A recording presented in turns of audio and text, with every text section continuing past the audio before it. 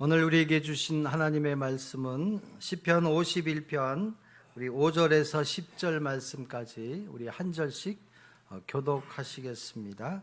내가 죄악 중에서 출생하였으며 어머니가 죄 중에서 나를 잉태하였나이다. 보소서, 주께서는 중심이 진실함을 원하오시오니 내게 지혜를 은밀히 가르치시리이다. 우슬초로 나를 정결하게 하소서. 내가 정하리이다. 나의 죄를 씻어 주소서. 내가 눈보다 희리이다. 내게 즐겁고 기쁜 소리를 돌려 주시사 주께서 꺾으신 뼈들도 즐거워하게 하소서. 주의 얼굴을 내 죄에서 돌이키시고 내 모든 죄악을 지워 주소서. 하나님이여, 내 속에 정한 마음을 창조하시고 내 안에 정직한 영을 새롭게 하소서. 아멘. 아멘. 자, 우리가 일평생 주어진 인생을 우리는 살아가고 있습니다. 살아가면서 우리가 다양한 일들을 만나게 됩니다. 그리고 그 일들을 통해서 기회가 주어지기도 합니다. 때로는 정말 좋은 일을 통해서 뜻하지 않는 정말 행운과도 같은 일들을 통해서 우리는 기회를 맞고 그 기회를 잘 활용해서 살아가는 데 부족함이 없이 살아갈 때도 있습니다. 때로는 절망적인 순간이 오게 되고 감당할 수 없는 그러한 일로 인해서 오히려 그것을 잘 해석하고 그 위기를 기회로 잘 받고 인생에 있어서 가장 중요한 터닝 포인트가 되는 경우들도 많이 보게 됩니다. 자, 오늘 한 사람을 여러분들에게 소개하고자 합니다. 가장 위기와 가장 절망적인 상황 속에서 하나님의 개입으로 인해서 인생이 완전히 역전 인생이 되는 그 한 사람의 모습을 보고자 합니다. 오늘 이 말씀을 통해서 여러분들은 이 말씀을 다윗의 말씀이라고 보지 말고, 상징적인 성경은 다 상징적인 의미가 있잖아요. 왜 하나님께서 성군인 다윗의 실수와 다윗의 그 죄로 인해서 잠시 고통은 있었지만은 그것을 통해서 하나님은 빚어가시고 바꿔가실까? 그 의미는 뭐냐면 오늘 이 땅에 살아가고 있는 하나님의 말씀을 믿고 그 말씀을 의지하고 살아가는 저와 여러분들에게 주신 말씀이에요. 그러니까 저와 여러분들이 오늘 이 시간 우리의 마음과 감정을 거기에 한번 이입을 시켜서 하나님이 주신 은혜를 또 체험하고 맛보고 살아갔으면 좋겠다, 이런 생각을 해봅니다. 다윗이라는 사람은 히브리어로 다비드라는 뜻이에요. 다비드, 사랑. 근데 다윗이 사랑은요, 굉장히 연약한 사랑이잖아요. 한 가정의 가장 보잘것없는 막내로 태어났습니다. 어려서부터 형들로부터 좀 왕따를 당했던 것 같아요.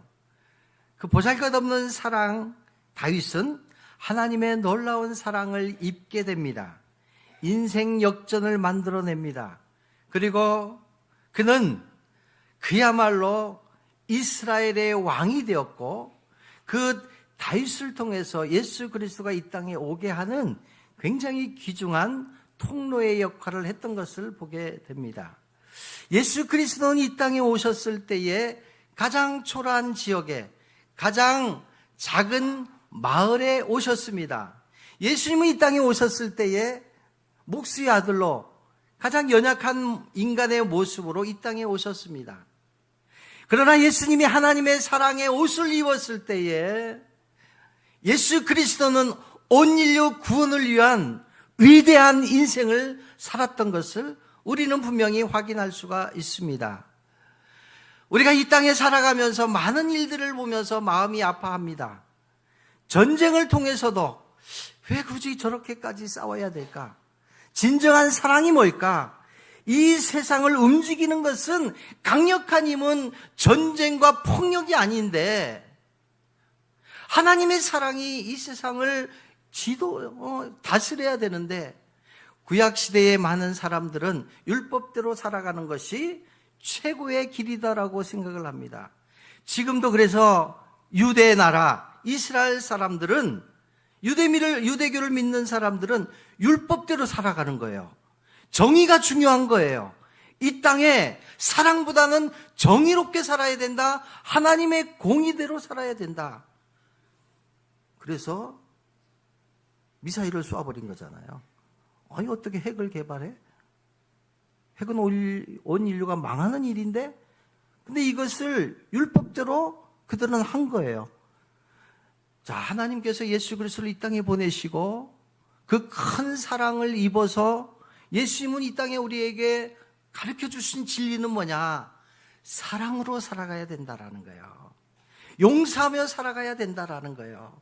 사랑으로 하나 되어서 살아가는 것이 하나님의 뜻을 이루는 것이다라고 오늘 다시 한번 저와 여러분들에게 말씀하고 있습니다.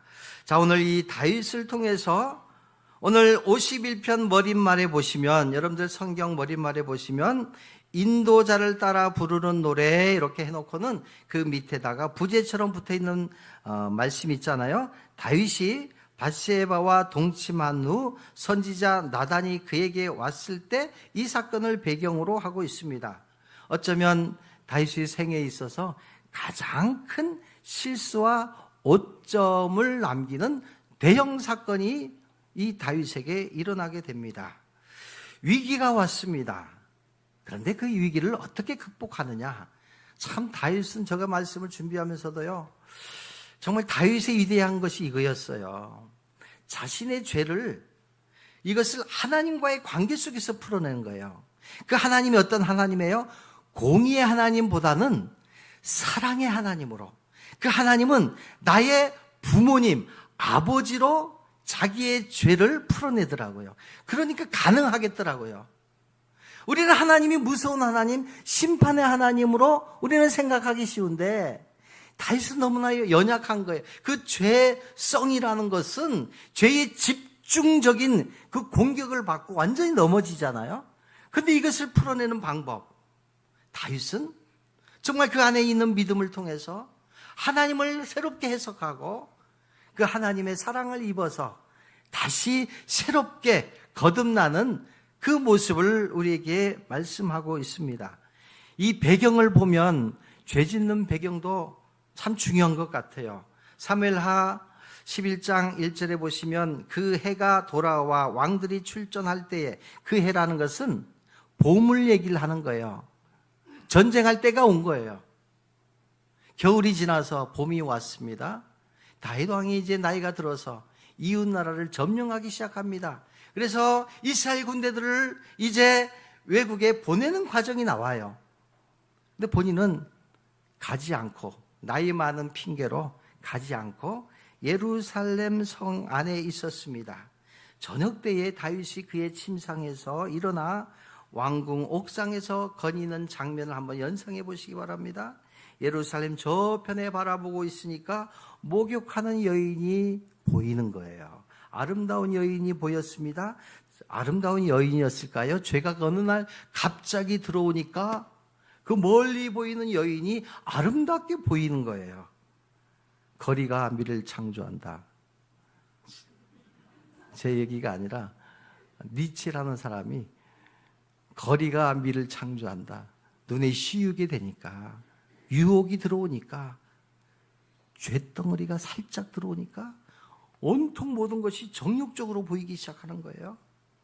자, 그래서 부활을 시켜서 이제 저 여인에 대해서 알아보라고 합니다. 가서 살펴봤더니 그 여인은 햇사람 이방인이에요. 햇사람 우리아의 아내 밧세바다라고 소개를 합니다. 자, 이 죄의 유혹을 받다 보니까 죄의 유혹 속에 빠져들어갑니다. 점점 물들어갑니다. 아니, 유대인 이스라엘의 왕이 이방 나라의 한 여인을 마음에 품고 있다라는 자체가 이게 맞지 않는 얘기거든요. 나중에 아내로 삼았고, 결과적으로 하나님은 그것을 통해서 예수 그리스도의 족보를 완성하는 그 밧세바를 사용하시지만, 그 실수를 통해서 하나님은 빚어가시니까 새롭게 만들어 가시지만, 그 현장에 있었던 그때 그 모습은 다윗이 이렇게 처참하게 무너질 수 있을까? 자, 5절 말씀을 우리 한번 보겠습니다. 5절 같이 읽습니다. 시작. 내가 죄악 중에 출생하였으며 어머니가 죄 중에서 나를 잉태하였나이다. 아멘. 자, 여기 말씀에서 보면 이제 권력을 이용해서 충신의 아내를 빼앗고 그것을 은폐하기 위해서 충신인 우리아를 전쟁에 보내도 앞장서서 보내잖아요. 죽게 내버린 거예요. 이것이 우리의 죄성이에요. 죄의 집요함, 죄의 유혹에서 철저하게 다윗은 무너집니다. 자, 우리가 두 손으로 하늘을 가릴 수 있잖아요. 우리 두 손으로 하늘을 가릴 수 있잖아요. 가릴 수 있는데 우리 마음의 생각을 우리가 지배하지 못하면 한순간에 우리는 죄의 유혹 속에 빠져 살 수밖에 없어요. 옛날에 불렀던 그 동요가 있잖아요. 그 집 앞. 오가며 그 집 앞을 지나노라면 그리워 나도 몰래 발이 머물고 오히려 눈에 띌까 다시 걸어도 대오면 그 자리에 서졌습니다. 그리운 사람에 대해서 마음속에 그리고 있는데 쓱 지나고 싶은데 나도 몰래 발이 머무는 곳, 나도 몰래 그 자리에 서 있는 것. 이것을 죄라는 죄성으로 한번 해석을 해보았어요. 우리는 노력을 합니다. 성군 다윗은 얼마나 노력했겠어요. 이 정욕을 물리치기 위해서 얼마나 거룩하게 하나님과 소통하며 살고자 했겠습니까? 그럼에도 불구하고 죄를 지었습니다. 죄를 지은 것이 아니라 죄에게 넘어져 버렸습니다. 이것이 우리의 연약한 모습의 실체다라는 것을 오늘 저와 여러분들에게 말씀하고 있습니다. 사랑하는 성도 여러분, 그래서 하나님은 나단 선지자를 바로 투입을 했습니다. 나단 선지자는 참 지혜로웠던 것 같아요. 바로 직설적으로 대답했다가는 나단 선지자도 잘못될 수 있잖아요. 그래서 비유로 한 이야기를 들려주기 시작합니다. 어느 도시에 부자와 가난한 사람이 살고 있었습니다. 그 부자는 양이 아주 많았습니다. 그런데 그 도시의 가난한 사람은 한 마리의 양밖에 없었는데 암양 한 마리밖에 없어서 그 암양을 너무나 소중히 여긴 바람에 그는 먹는 것도 먹으며 그의 잔으로 마시며 그의 품에 누움으로, 그가 누구냐면 암양이에요. 암양. 양이 너무 소중하니까 그에게는 딸처럼 되었다라고 성경은 이렇게 소개하고 있어요. 어느 날 그 도시에 아주 유력한 손님이 찾아옵니다. 이 부자는 자기의 양으로 음식을 맛있게 차려놓고 아주 대접을 잘 했어야 됨에도 불구하고 생명처럼 여기는 그 가난한 자의 양을 뺏어서 그것을 음식해서 대접하는 장면이 나와 있습니다. 나단 선지자는 이렇게 설명을 그렇게 구체적으로 합니다. 이 설명을 듣던 다윗 왕은 뭐라고 했을까요? 화가 치밀어 오릅니다. 치밀어 오면서 했던 얘기는 뭐냐면, 아니 어떻게 그런 사람이 있단 말이야. 그런 사람은 죽여야 돼. 누구야? 나단 선지자가. 오늘 저를 좀 지적해 주세요. 당신입니다. 시작. 정말 이게 여러분들이 손가락질하면 제가 열받을 수도 있고 마음에 상처가 될 수 있잖아요. 다윗의 위대한 것은요, 이 나단이 지적했을 때 하나님이 하시는 음성으로 들은 거예요. 그래, 하나님이 나에게 주신 지적이야. 하나님의 음성을 듣고 그는 그 자리에 꼬꾸라집니다. 우리의 욕심이 이렇게 우리를 죄 가운데 다니게 하잖아요. 욕심이 죄를 낳고 죄가 장성한 즉 사망을 낳느니라. 99석 가진 사람은요, 욕심이 너무 크다 보니까 100석까지는 한 석이 모자라. 그 한 석 때문에 사람을 죽여요. 그 한 석 때문에 욕심을 부리잖아요. 그 욕심이 나중에 잘못돼서 어떻게 잘못된 경우들 많이 있잖아요. 우리가 살아가는 이 세계의 모습이 이 욕심에 의해서, 죄에 의해서 모든 것들이 다 망가지는 것을 우리는 볼 수가 있습니다. 오늘 우리에게 주시는 하나님의 놀라운 말씀은 다른 게 아닙니다. 하나님의 말씀이 들려왔을 때에 나단은 하나님의 음성으로 받아들고 무릎을 꿇기 시작합니다. 그리고 다윗은 멋있게 해석을 하는데 이것은 개인의 죄가 아니라 하나님과의 관계 속에서 이 죄의 문제를 풀어내기 시작합니다. 그리고 다윗은 가장 은밀한 곳에서 간절히 하나님과 독대하기 시작합니다. 그의 침상을 적셨다라는 게 무슨 말이에요? 아무도 간섭할 수 없는 곳, 아무도 간섭할 수 없는 곳이 어디예요? 은밀한 곳, 침상이잖아요. 답답하면 홀라당 벗고 그냥, 여러분들 집에 가면 그렇죠. 샤워하고 시원하게 그냥 하는 것이 침상 아니겠어요? 그곳에서 하나님께 간절히 기도해요. 하나님 잘못했습니다. 이 사건이 있기 전에는 하나님이 굉장히 많은 축복 주시는 장면들이 나오거든요. 하나님께서 왕으로 세워주신 장면들, 고비 때마다 하나님이 은혜를 베풀어 주셨고, 그함에도 불구하고 편안함 때문에, 한가함 때문에, 교만함 때문에 한순간에 자신이 넘어가는 그 자기 자신의 모습을 자책하고, 그리고 죄책감 속에 쌓여가고, 그 죄책감으로 인해서 밤낮을 괴로워하는 그 다윗의 모습을 한번 상상해 보시기 바랍니다. 그러면서 다윗은 드디어 참회의 기도를 드리기 시작해요. 그래서 시편 150편 중에 가장 위대한 참회의 시가 바로 51편에 나와 있어요. 자, 1절 말씀입니다. 우리 같이 한번 읽겠습니다. 시작. 하나님이여 주의 인자를 따라 내게 은혜를 베푸시며 주의 많은 긍휼을 따라 내 죄악을 지워 주소서. 아멘. 다윗은 하나님과의 언약된 백성으로서 온 인류를 위해서 하나님께서 이렇게 사랑을 베풀어 주셨고, 저와 여러분들을 예수 그리스도의 자녀로 세워주신 것으로 다윗은 해석을 하고 있어요. 그러면서 기가 막힌 해석을 합니다. 하나님의 인자로 내게 은혜를 베풀어 주시옵소서. 주의 많은 긍휼을 따라서 내 죄를 지워 주소서.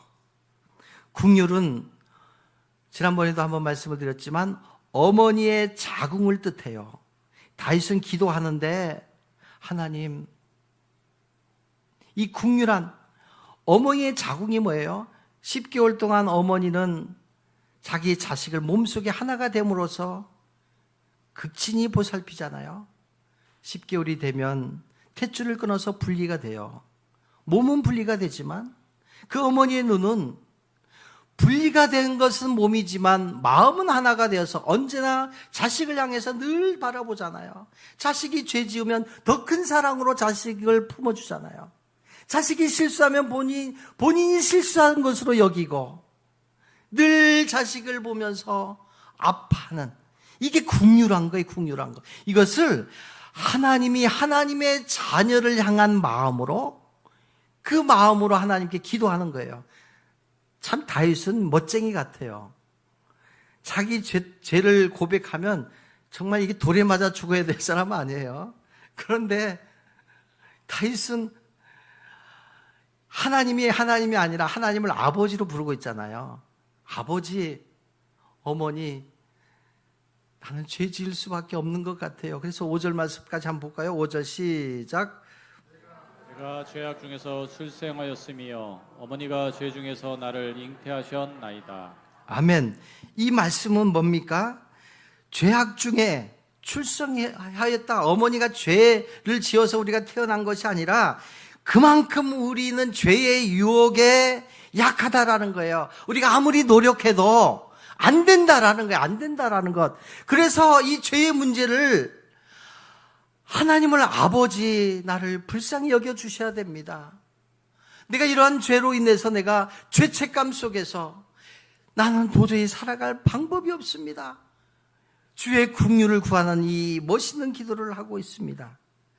평생 동안 어머니를 그리며 살아가는 아들이지만 평생 동안 눈물을 흘리며 자식을 바라보는 그 부모의 마음을 오늘 이 다윗을 통해서 우리에게 가르쳐주고 있습니다. 자, 4절 말씀도 볼까요? 4절입니다. 시작.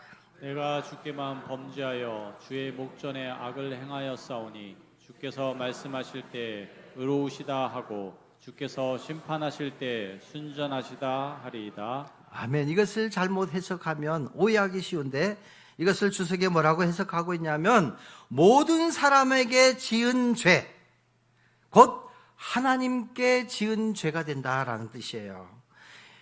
다윗은 부자의 마음으로, 자기가 부자의 마음으로 이제 감정이입이 되는 거예요.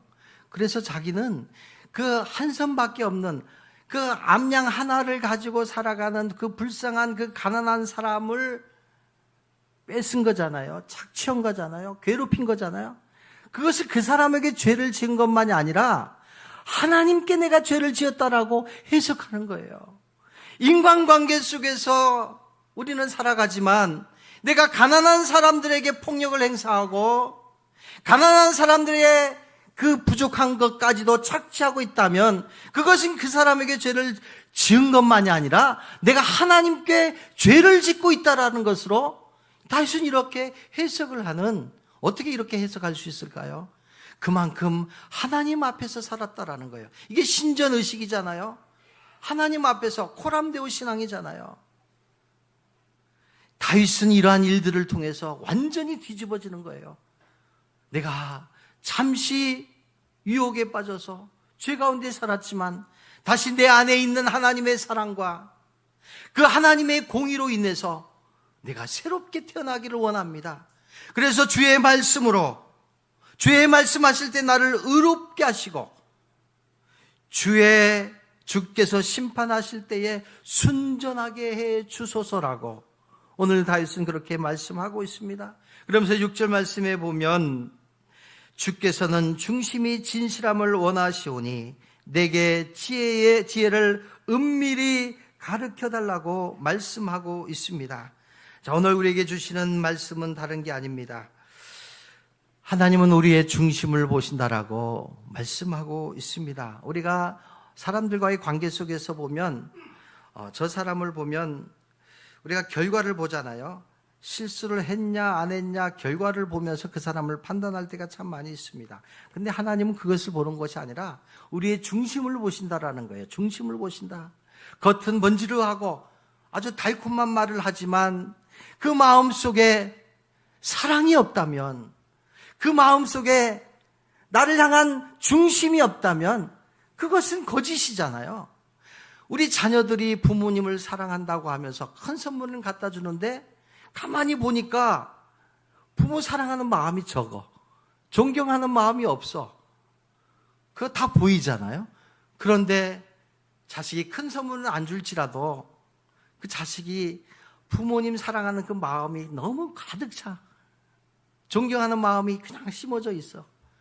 그거면 부모님 다 끝나는 거 아니겠어요? 하나님은 우리에게 그걸 원하시는 거예요. 너 마음을 원한다라는 거예요.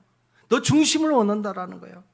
그래서 시인은 뭐라고 말씀하고 있냐면 10절 말씀에 보면 우리 10절, 11절, 12절 같이 읽습니다. 시작. 하나님이여 내 속에 정한 마음을 창조하시고 내 안에 정직한 영을 새롭게 하소서.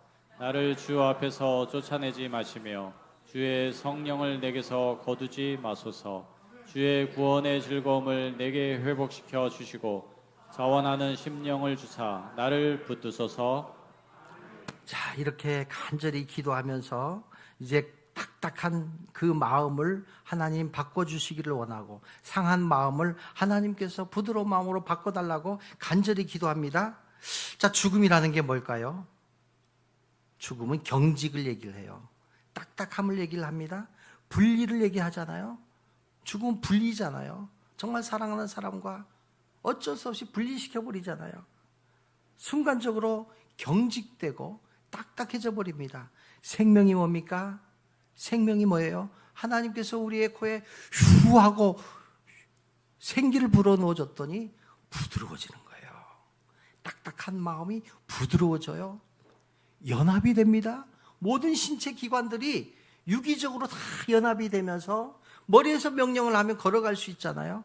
참 신기합니다. 생명이 뭡니까? 생명은 새로움이에요. 날마다 새로워질 수 있어요. 특별히 육체적인 죽음만이 아니라, 육체적인 경직만이 아니라 내 마음 가운데 굳어지는 사람이 있어요. 내 생각이 최고야. 내 경험이 최고야. 굳어진 사람들, 자기 확신 속에 살아가는 사람들. 하나님은 오늘 이 시간 저와 여러분들에게 심령 가운데 굳어진 사람들에게 오늘 말씀을 주셔요. 새 옷을 입으라라고, 새 영을 받으라라고, 새롭게 새 출발하라고 오늘 저와 여러분들을 부르셨고, 오늘 이 축복의 말씀을 저와 여러분들에게 허락해 주고 있습니다. 우리의 육체도 부드러워져야 하지만 영적으로 우리 안에 새로운 영을 부어 넣어 달라고 하는 이 다윗의 기도. 하나님이여, 내 속에 정한 마음을 창조하시고 내 안에 정직한 영을 새롭게 하소서. 이게 얼마나 간절한 기도겠어요. 죄책감으로 인해서 다윗은 완전히 망가진 거잖아요. 완전히 하나님 앞에 죄책감만이 아니라 인간 자신으로서 정체성이 완전히 상실된 거잖아요. 그런데 다윗이 다시 일어나기 시작하는 거예요. 무엇보다도 하나님, 내 안에 정직한 영, 하나님의 영으로 새롭게 해달라고. 우리가 어떻게 우리 스스로가 일어날 수 있겠어요? 우리가 우리 죄성을 이길 수 없잖아요. 하나님의 영, 성령이 우리 안에 들어와야만이 그 성령의 힘으로 우리가 살아날 수 있고, 그 성령의 힘으로 죄를 물리칠 수 있고, 그 성령의 힘으로 기도할 때에 영육이 강건할 수 있고, 영육이 강건함으로 인해서 신앙생활이 행복해질 수 있는 것이 성경이 오늘 저와 여러분들에게 주시는 말씀이 아니겠습니까? 이것을 믿으시기 바랍니다. 사랑하는 성도 여러분, 그러므로 그리스도 예수 안에 있으면 새로운 피조물이라. 이전 것은 지나갔으니 보라, 새 것이 되었도다. 우리가 예수 그리스도를 믿기 전에는 옛사람이었어요. 딱딱했습니다. 굳어져 있었습니다. 경직되어 있었습니다. 눈에 보이는 대로 판단했습니다. 그러나 예수 그리스도의 보혈을 통해서, 그 보혈로 인해서 우리는 부드러운 사람이 될 수 있었고, 사랑의 사람이 될 수 있었고, 이제는 새로운 옷을 입고, 그 새로운 옷이 뭐예요? 하나님 사랑의 옷을 입고 새롭게 거듭날 수가 있었습니다. 오늘 이 말씀을 하고 있습니다. 이제 결론의 말씀을 드립니다. 우리 17절 말씀 한번 보겠습니다. 17절입니다. 시작. 하나님께서 구하시는 제사는 상한 심령이라. 하나님이여, 상하고 통회하는 마음을 주께서 멸시하지 아니하시리이다. 아멘.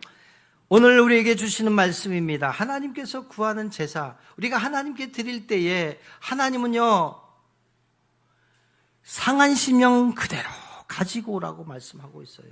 포장하지 말고, 우리가 아버지에게, 부모님에게 그렇게 할 수 있잖아요. 상한 심령 그대로 가지고 와라. 아프고 깨진 마음 그대로 가지고 와라. 상하고 통해한 마음 주께서 멸시하지 아니하신다라고 말씀하고 있습니다. 여러분, 죄로 인해 깨진 심령을 가지고 하나님께 와야만이 내 상처를 치유함받을 수 있어요. 깨지고 상한 심령을 하나님께 가져가지 않으면, 머물러 있으면 그것이 어떻게 돼요? 상처로 되잖아요. 남에게 상처를 주는 것도 자기의 상처고 남아요. 살아가면서 우리는 무수히 많은 상처, 깨진 그릇처럼, 깨진 유리 조각처럼 그것이 남아서 이 안에서 계속 움직이면서 우리를 상하게 하잖아요. 이것을 그대로 가져가지 못하면, 남아있으면 내 안에 상처가 남아요. 우울증이 남아있는 거예요. 이것이 결국은 어떻게 표출이 됩니까? 이 깨진 조각들이 입으로 튀어나와요. 폭력으로 나와요. 우리가 믿는 사람들도 그럴 때가 있잖아요. 오늘 우리에게 주신 말씀은 뭐냐면 다윗은 얼마나 깨졌을까요? 얼마나 심령이 깨졌겠어요? 하나님께서 그대로 가지고 와라. 상한 심령 그대로 가지고 와라. 육체적인 질병 그대로 가지고 와라. 그러면서 주시는 말씀은 깨지고 상한 그 심령 가운데 하나님께서 은혜의 통로로 만들어 주셨다라는 거예요. 하나님의 영이 들어오게 되면 깨끗하게 치료가 됩니다. 하나님의 영, 예수 그리스도의 영이 들어가면, 그래서 예수 그리스도의 십자가의 보혈만이, 오늘 이 다윗은 다시 오실 예수님 메시아를 예표하고 있어요. 그래서 다윗은 예수님을 상징하거든요. 그러니까 예수님이 오늘 저와 여러분들에게, 다윗에게는 하나님의 은혜가 필요하지만 저와 여러분들에게는 메시아 예수 그리스도가 이 땅에 오셔서 중보자가 돼야만이 우리가 하나님과의 간격을 예수 그리스도의 보혈로 씻어내야만이 우리의 상한 심령이, 우리의 조각난 내 심령 가운데 예수 그리스도의 보혈로 우리가 치유함 받을 수 있다는 것을 상징적으로 오늘 주시는 말씀이에요. 어린 양 예수 그리스도가 왜 십자가에 못 박혀서 피 흘려 죽으셨을까요? 약한 나로 강하게 해주시는 하나님의 놀라운 능력이 어디 있겠습니까? 약해야만이, 깨져야만이 우리가 새로운 옷을 입을 수 있기 때문에, 그래서 예수 그리스도의 보혈로 새롭게 새 옷을 입고 새롭게 거듭나고 새롭게 출발하라고 오늘 저와 여러분들에게 말씀하고 있습니다. 19절 말씀입니다. 19절 같이 읽습니다. 시작. 그때 주께서 의로운 제사와 번제와 온전한 번제를 기뻐하시리니 그때 그들이 수소를 주의 제단에 드리리이다. 아멘. 아멘. 자, 그때 하나님께 간절히 기도했습니다. 그때에 주께서 의로운 제사, 의라는 것은 용서함이에요. 예수 그리스도는 의로운 피잖아요. 예수 그리스도의 그 피로 우리의 죄를 사해 주신다라는 게 의롭다라는 게, 의롭다. 그리고 구원함을 선포해 주신 분이 예수 그리스도잖아요. 그래서 주께서 의로운 제사와 번제와 온전한 번제를 기뻐하신다라는 거예요. 오늘 다윗을 통해서 상한 심령 가지고 그대로 나와서 우리의 중심을 하나님께 드리면 하나님은 우리의 예배를 기뻐 받으신다라고 말씀하고 있습니다. 실수 없는 분이 어디 있겠습니까? 죄의 유혹에 우리는 늘 빠져 살아갑니다. 깨진 마음 가지고 우리는 살아갈 수밖에 없잖아요. 우리 주변을 봐도 참 어려운 분들 많이 있잖아요. 참 우리가 예기치 않은 죽음을 보면서 그 아들의 죽음을 보면서 그 어머니가 참 아들을 위해서 그렇게 기도했는데 목사 아들이 죽으니까 하나님 못 믿겠다 그래요. 하나님 못 믿겠다. 이해가 될 것 같아요. 젊은 목사가 심장마비로 딱 죽으니까 하나님 못 믿겠다고 그러더라고요. 그게 깨진 마음이잖아요. 그러니까 그 시간을 통해서 하나님께서 기다리신 거잖아요. 하나님의 뜻이 분명히 있어요. 지금은 이해를 하지 못하지만 나중에 그래서 하나님이 빨리 불렀구나. 그래서 이 교회가 또 하나님의 섭리 가운데 하나님은 계속 이어져 가는구나라는 것을 그때는 알게 돼요. 그리고 그 하나님은 또 그 어머니의 상한 심령, 깨진 마음들을 누군가를 통해서 하나님께로 가게 하면 이전보다 더 다윗이 죄 짓고 나서 정말 말 그대로 성군이 됐잖아요.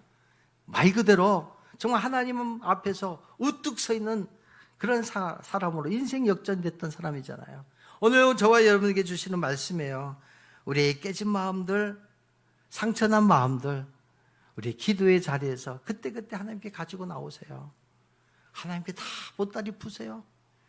사람에게 풀면 풀수록 더 상처가 많아질 수밖에 없어요. 더 오해가 쌓여갈 수밖에 없어요. 오직 하나님께만, 오직 여호와 하나님께만 보따리를 푸시고 깨진 심령 가운데 하나님의 영이 새롭게 입혀짐으로 인해서 새로운 피조물로서 당당하게 살아가시는 저와 여러분이 되시기를 주님의 이름으로 축원합니다. 우리 다 같이 찬양. 마음이 상한 자를 고치시는 주님. 하나님, 여러분들 마음 가운데 병이 있다면 그 병을 마음속에 손을 대고 심령 가운데 어려움이 있다면 하나님 이 시간 고쳐달라고 그러한 마음으로 마음이 상한 자를 고치시는 주님, 우리 찬양하면서 귀한 예물을 올려드리겠습니다.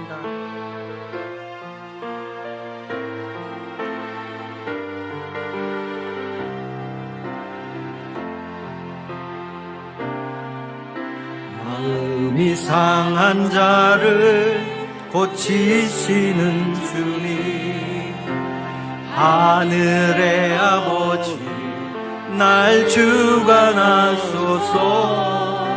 주의 길로 인도하사 자유케 하소서. 새 일을 행하사 굳게 하소서. 은혜 주리고 목이 마르니 성령의 기름 부소서. 의에 줄이고 목이 마르니 내 잔을 깨워 주소서. 성령으로 채우사 주보게 하소서. 성령으로 채우사 주보게 하소서. 주 임재 속에, 주의 임재 속에 은혜 알게 하소서. 주 뜻대로 살아가리 세상 끝날까지. 나를 빚으시고 새날 열어주소서. 의에 줄이고 목이 마르니 성령의 기름 부소서. 의에 줄이고 목이 마르니 내 잔을 채워 주소서. 내 잔을 채워 주소서. 내 잔을 채워 주소서. 사랑이 많으신 아버지 하나님, 우리의 상한 심령에 우리의 손을 얹고 우리의 병든 육체에 우리의 손을 얹어서 그 손이 예수 그리스도의 치유의 손이 되어서 우리를 불쌍히 여겨주시고 치유하여 주시고 회복시켜 주시옵소서. 질병 때문에 고통당하는 많은 성도들이 있습니다. 아버지 하나님, 그들을 불쌍히 여겨 주시옵소서. 아직은 하나님의 일을 해야 될 때인 줄로 믿습니다. 고쳐주시고 회복시켜 주시옵소서. 우리 영적으로 정신적으로 고통당하는 많은 사람들이 있습니다. 아버지 하나님, 말씀을 통해서 다시 한번 우리의 심령이 새롭게 되고 우리의 마음 가운데 기쁨이 넘칠 수 있고 평안이 넘칠 수 있는 그러한 마음으로 하나님 바꿔 주시옵소서. 하나님께 나오며 귀한 예물 올려드렸습니다. 바친 손길마다 이 땅 가운데 살아가는 동안 물질 때문에 시험 들지 않도록 물질의 복을 허락해 주시고 건강의 복을 허락해 주시고 자녀들에게 은혜를 허락하여 주시옵소서. 이 나라 이 민족 가운데 함께해 주시고 열방에 나가 있는 선교사님들을 보호하여 주시옵소서. 예수님의 이름으로 축복하며 기도하옵나이다. 아멘.